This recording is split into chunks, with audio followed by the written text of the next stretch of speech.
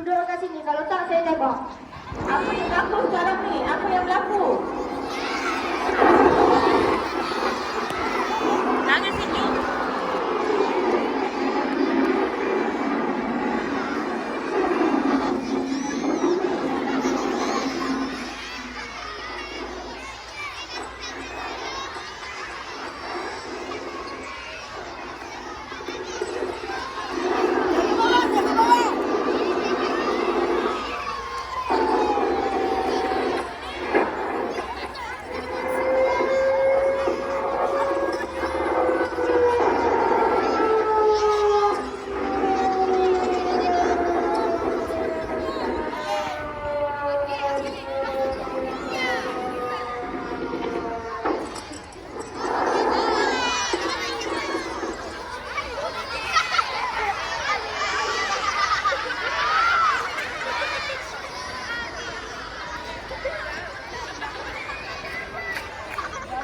Bangsat! Sini kau! Tengah. Dah.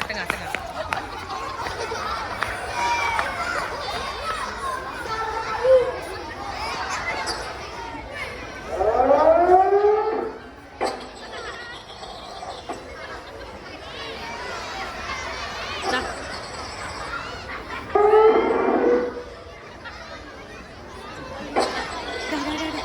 Tembak dia. Dah. Bunyi dia tu. Tembak dia tu.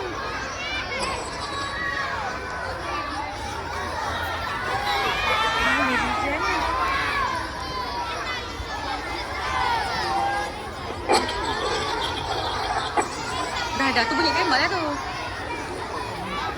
Mana Rizian? Tak nampak.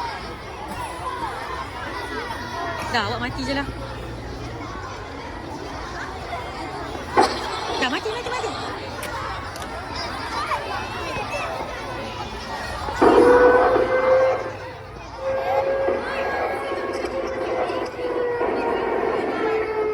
Sinilah.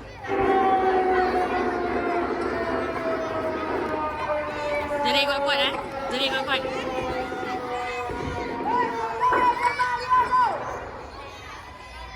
Baik aku cepat sebelum aku tembak dia!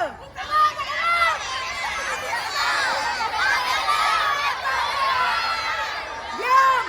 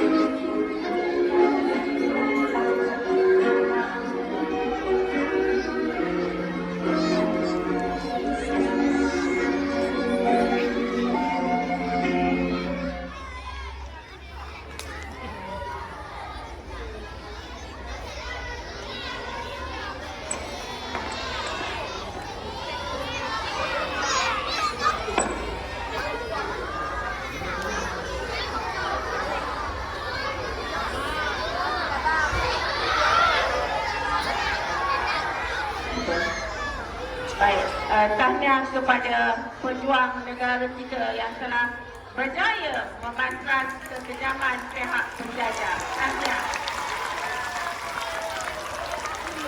Maka dengan lafaz Bismillahirrahmanirrahim maka saya merasmikan Bulan Kebangsaan dan kempen Jalur Gemilang peringkat SK Sipil 3 tahun 2023. Merdeka!